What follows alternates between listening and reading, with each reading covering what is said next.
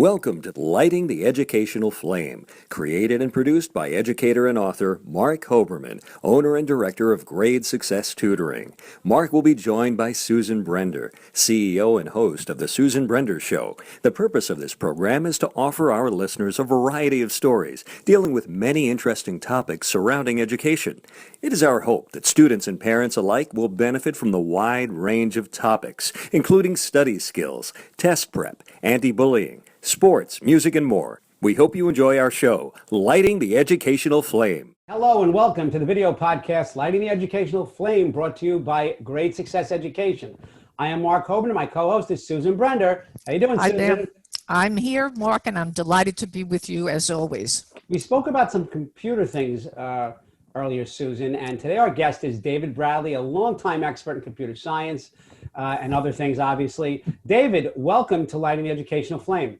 Thanks for inviting me. True pleasure. Can you tell us a little bit about your background and how you became involved in the field of engineering science, computer science, all the things that you do? Well, in grade school and high school, I was one of those kids that just loved math and science and was very good at it. I always like to tell the story in high school that they gave one of those aptitude tests. And I was 99th percentile math, 99th percentile science, 6th percentile sales, 5th percentile art. So there went my dream of opening up a studio. Sure. So I decided I'd go into engineering. Outstanding. Those numbers almost match mine because those are my numbers in English. And then when you, very high, when you hit math and science, I'm off the chart on the negative end. So, art's definitely not my thing either. So, what you're famous for, among many things, is to most people, you hit Control-Alt-Delete, it's almost like taking a sip of water. It's an automatic thing. It's things we've done for 20, 30, 40 years even. And to most people, it's just the easy way to reboot a computer. It's so common that it's easy. But you are the inventor of Control-Alt-Delete. So what can you tell us about that creative process? It was just a quick fix for a problem that we had during the development of the IBM PC. It's a brand new system, so it would hang up all the time, either hardware or software, and you'd want to restart, see what caused the problem. That was just a quick way to get there, instead of turning it off and waiting and turning it back on and going through a long power on self-test. So it was just a quick fix. And then it expanded from there when the publications people found out about it as a quick way to tell somebody how to start up their program. Because back then, everything was on diskettes. You had to put diskettes in and out. It wasn't the hard drive. Those are the big ones. Those were the really big black ones that were huge, like half a pizza. No, these were 5 1/4 inch. The big ones were 8 inch. Right, okay. These were 5 1/4 inch, but still floppy. Yes. And then later on, it was the 3 1/2 inch plastic shelled ones. But back then, you played diskette disco. Oh, yeah. Mark, can I jump in now? Sure. I want to ask Dave something. You know, Dave, you and I had a discussion a long time ago, and we talked also about Alt-Delete, or however you say it, Alt-Delete. But today, and I talked to Mark about this before, it is amazing what's going on. I mean, look at 2-year-olds are on the computer. Did you ever imagine that you would see something like this? I never believed something like that, although I should have. Back in 1965, Gordon Moore of Intel said every 2 years, capability is going to double. And when you double enough times, you have to do something with all that computing power, and could never really view it beyond the 3 to 5 years that perhaps we were looking out. And it's just amazing where it has gone from then. Mark, I have to ask Dave one more, and that is, did you work a little bit with Bill Gates, or what was your relationship with Bill Gates when you worked for IBM? Well, I worked in the hardware side, but I wrote all of the code that interfaces between the hardware and the software. That's so companies like Microsoft wouldn't have to get down into the details of how the hardware works. So I actually delivered the very first prototype of an IBM PC to Microsoft, December 1st, 1980. And that's when I met Bill Gates. He was worth only millions back then. Nothing, Pashot, nothing. Crumbs. You know, I may say the wrong movie. I think it was War Games with Matthew Broderick. It may be the wrong title. But I remember that they went into a room and they said, look at this powerful computer. It was like the size of a football field. Mm-hmm. And who would know, you know, I had taught for 33 years, and the computers that started with those big disks we're talking about, to then the little disks, to then CD-ROM drives, to DVD, to now you can't even get a DVD now. They want you, everything is download in an instant. It's just unbelievable the power that these computers have. And, you know, for someone in your industry to be, oh my goodness, I can't imagine. It's just like, I can't imagine what my life would be without a microwave. So things of that nature. But the things you've done with IBM and with the Control-Alt-Delete is just so far ahead of its time. And I would argue that it's that beginning that you created that brought us to where we are now. Certainly the IBM PC had a lot to do with the popularization of personal computers. You had Apple and Tandy Radio Shack back then. Tandy. But IBM gave it a certain gravitas. This was a real computer. So maybe we'll take a look at it. And then all these personal computers sitting in everybody's home, I think that's what made the internet get big. And that's what's driving most of the stuff that's happening today. Now, I didn't invent the internet. I just happened to help build a piece that made it a possibility for everybody. Absolutely. You know, you worked with a lot of people, but today what I wanted to ask you is that Alice Trebek is somebody who was, everybody knew because of Jeopardy, okay? And fortunately, you had an opportunity to be there, to be on there. And I think that's amazing because people I was the answer once on a final Jeopardy. I've never met Alex Trebek, never been to the game show, but you were an answer, definitely. I was an answer. IBM engineer Dave Bradley is called the father of this multi-key combination. Right. Dun, dun, dun, dun, Yes, dun, exactly. Dun, dun. But you have to get the full story. You have to realize that of the three people, only one got it right, and she wagered $10. Oh boy, a big gambler. But So, well, just see how how positive she was. well and known how I must confident. be. Yeah. Well, Dave, did they let you know that was going to happen? Did they call you and say, "But really"? No. In fact, it's kind of a strange story. My mother-in-law, who lived in a different time zone at that time, called us up as the evening news was on and said, "Why is Dave on television?" And he said, "I'm not. What's going on?" Well, in her time zone, Oh, right, different time zone. she turned on the news just a few minutes before it was going to start, and that's when they ran Jeopardy.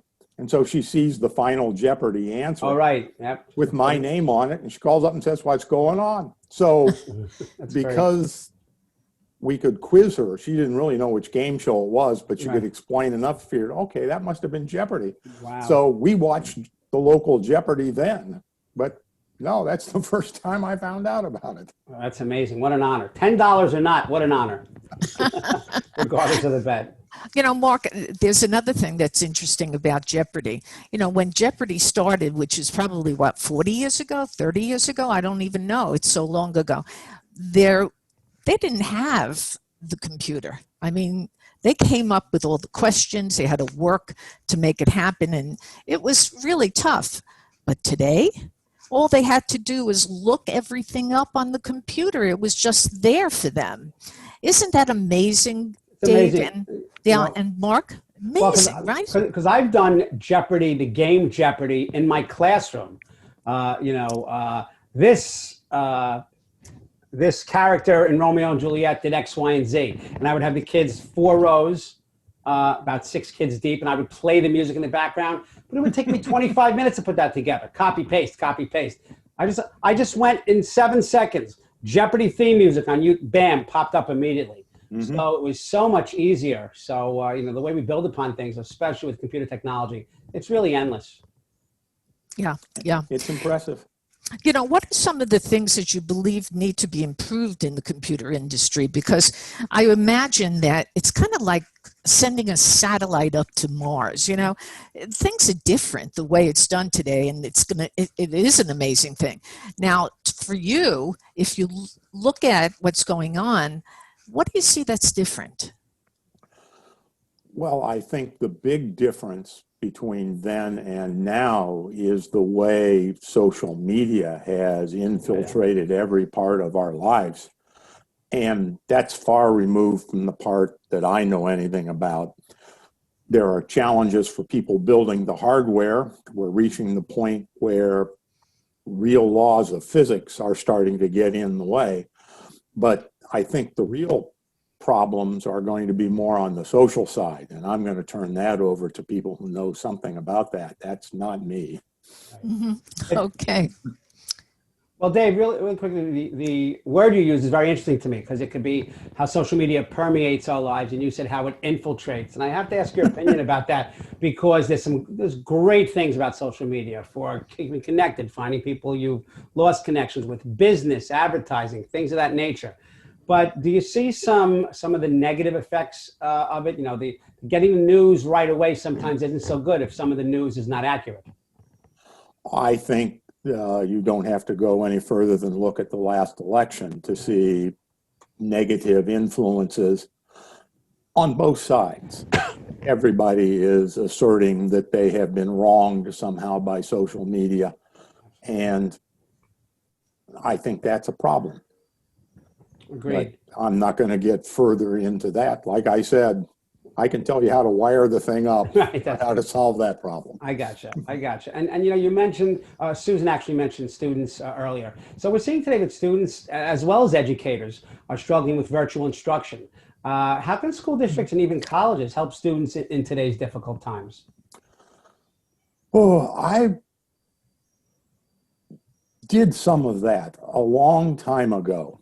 And I was at Florida Atlantic University, which was right across the railroad tracks from IBM there in Boca Raton, Florida.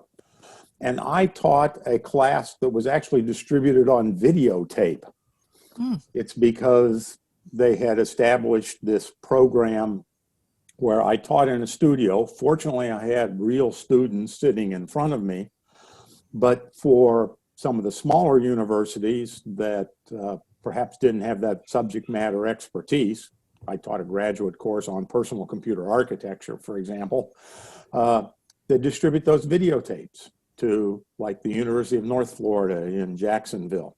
And so there was an opportunity to do that. I think it worked reasonably well. I think the students that I talked to afterwards said they really enjoyed it. Every once in a while, I'd have an opportunity to go visit them, actually talk to them in person. And I'd like to think they got something from me that they couldn't have gotten from anybody else. Right. But that was a fairly simple way of doing it way back when. This is pre-internet. This is, let's see, I was doing them back in 83, 84, like that. Yeah, almost 40 years ago. Yes. I'm interested in knowing, Dave, now, you know, at this time, and you've been retired a long time, do you go into colleges or high schools and talk to the kids and talk about the whole sort of scenario of what you did and why it was so exciting? Do you ever do that? When I worked for IBM, I would frequently I have a 1-hour dog and pony show, Where Do Personal Computers Come From, that covers all personal computers and then very specifically the IBM PC. And I would do that sort of as a recruiting trip. You'd go to either an engineering or computer science colloquium and doing this. Now, I did it more like stand-up comedy rather than dry historical recitation of facts. At least I hope it turned out that way. Sure. And I've continued to do that. North Carolina State has a seminar series that's required for all engineers, and it's where, to be blunt about it, they roll up all the things that the accreditation group says they have to do. ABIT, the American Board for Engineering and Technology, something like that. They accredit engineering schools, and they say, well, you got to cover intellectual property and the development process and ethics and things like that. And then apparently for comic relief, I come in and do my 1 hour there. Okay. Now, I haven't been able to do it for the No, not for a long time. last few times. Right. I guess it was in fall of 2019 was the last opportunity. I did record it. It's PowerPoint. It's actually all pictures. And then I did the audio behind it. And I think they did that for the remote learning in the spring semester. Haven't seen anything for the fall semester, but I feel sure that they just repeated it that way. Don't know whether be able to get back in the spring. I'm guessing not, but Probably not this spring, but that leads into my next question. What changes do you see down the road post-COVID with regards to computer science, internet, things of that nature? well, I am not very good at predicting the future. Right. I'll tell you that right now. My track record on that's been pretty poor. Right. I think one of the things that people have learned is that there is some value to remote Zoom meetings, for example. Right. I think that that's going to take place much more than it did. Back when I was still working for IBM, we'd do video conferencing, and it was a half hour to set up a 1 hour meeting just to get everything going and making it work. This time, all I do is click on a link, and here we are talking. So the technology has gotten a lot better to do that. And it's a lot easier than everybody getting together. I think I spent a lot of time on airplanes. By the way, there's no place further apart than Boca Raton, Florida, and Bellevue, Washington in 1980 when we were doing the PC. Oh, and sure. I flew back and forth an awful lot there to do that. Mark and Dave, I don't want to get political. I mean, this is not a political show. On the other hand, things are happening. You know what's going on with regard to the president and, you know, all of the supposed things that have been lost and have had trouble, you know, for the people to figure out. So with that said, what do you think the computer's going to be, what's going to happen? I think that's what I really want to ask. What is going to happen to the election? And is the computer, from your point of view, has it been sabotaged, or is there a problem? Boy, I'm not sure what you're asking. The computers are good. It certainly automates a process that would take a much longer time. Back when we inaugurated presidents in March with a population a tenth or less of the size of us now, it was because it took so long to count. Now you can just feed ballots in, optical readers, and zip, zip, zip, zip, zip, zip, zip.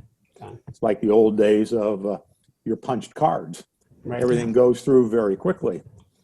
So I don't think the problem's on the computer side. I think we're back to the social media side. Right. That I believe it was Winston Churchill said a lie can go around the world while the truth is still getting its shoes on. That is true. Never truer. So, Dave, let me ask you a question. Where can people learn more about you, what you do, what you've done? Invite me to come speak. No, I'm just kidding. I wish. When COVID's over, absolutely. Yeah, I understand. Yes. Well, I'm mentioned in several books about personal computer and things. I've got a couple paragraph entry in Wikipedia, primarily because I was on Jeopardy, or was the answer on Yes. Jeopardy. Right. If you want to get a little deeper into it, I did write a history of the IBM PC that was published in a peer-reviewed journal back in August of 2010. Okay. It was the,